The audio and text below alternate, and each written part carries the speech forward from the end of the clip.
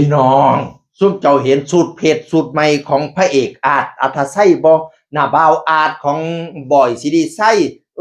แล้วก็หน้าอาร์ตของน้องเพชรน้องพลอยพี่น้องเอ๋ยสูตรเผ็ดสูตรใหม่สูตรเผ็ดสูตรใหม่สีขาวเหลี่ยมยุบหยาบอุ้ยปากคิดตั้นงามกระโดอู้คอยอ่อนช้อนให้พี่น้องเอ๋ยป๊าดน้องเฮ้ยไม่แขนกะดีแล้วเสียผ้ากะดีบัดเนี่ยรูปกะล้อเสียกะล้อแห่งเปลี่ยนหู้จองปองแจงแปลงนะอันเสียเขาเอิ้นว่าเสียอีหยังเสียที่เป็นรูแล้วแนมเห็นซีนเห็นหนังทั้งในน่ะว้ายเซ็กซี่เป็นตาม้ายเซ็กที่นี่สิที่บ้านอุ้ยจังสิล่ะผู้สาวแห่นำโคบๆนั่นน่ะบ่ว่าแต่ผู้สาวเด้อเก้งกวางก็แห่นำโคบๆเด้อซะนี่เด้อโตมาเซ็กซี่แท้ว่าเสียแบบเป็นหู้น่ะเนาะสูตรเพชรสมัยนี้มึงเขาเจ้าพัฒนาไปไกลเนาะเฮ็ดแบบเป็นหู้แบบเซ็กซี่จังซี่ก็มีอุ้ยเฮ็ดแนมเห็นทางในขาวจูนพูนอยู่อีพอข่อย แต่งองค์ทรงเคียงรอไห้ตาก็ใส่คอนแทคเลนส์สีฟ้าผู้เด้ถ้าไปปากแดงองค์ตรงว้ายใส่ข้อเสียนบักใหญ่ใส่แขนก็เสียนบักใหญ่โอ้ยขอยเบิ่งไปเบิดซุแนวก่อนโอ้ยมากแล้วล่ะโอ้ยรอจังสี่นะรอจังสี่ยามขี่ได้เบ่งบ่สูโอ้ยอยากปั้นเข้าบายจักคำเด้โอ้ยอ่อนซ้อน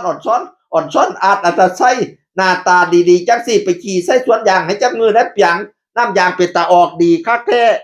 กรีดบาดเดียวกรีดชั่วน้ำยางแตกปากไหลหัวไหลดวงไหลจากไหลโจกว่าน้ำโยกกับว่าปานเปียงกรีดอยู่แม่งเลยฝงโดกไปตุกอยู่เพชรสมุทรศรีสะเกษพุ่นน่ะโอ้ยอ่อนซ้อนคนรอพี่น้องเอ๋ยแจ้งโสด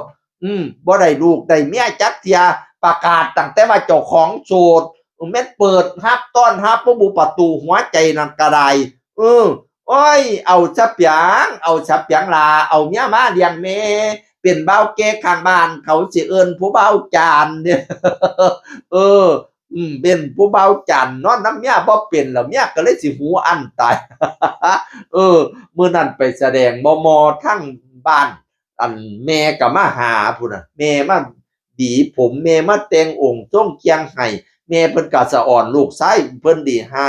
ยายแตนใจเกินแสนน่ะพี่น้องเอ๋ยหอมแก้มลูกชายพุ่นเด้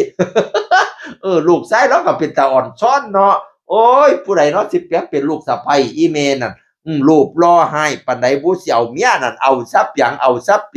ว้ายมาลัยเด้อ FC หลายคือหยังนี่เด้อมาลัยแต่ละเที่ยแดงจึงครึ่งนี่บ่แม่นธรรมดาดิปีนั้นได้มอเตอร์ไซ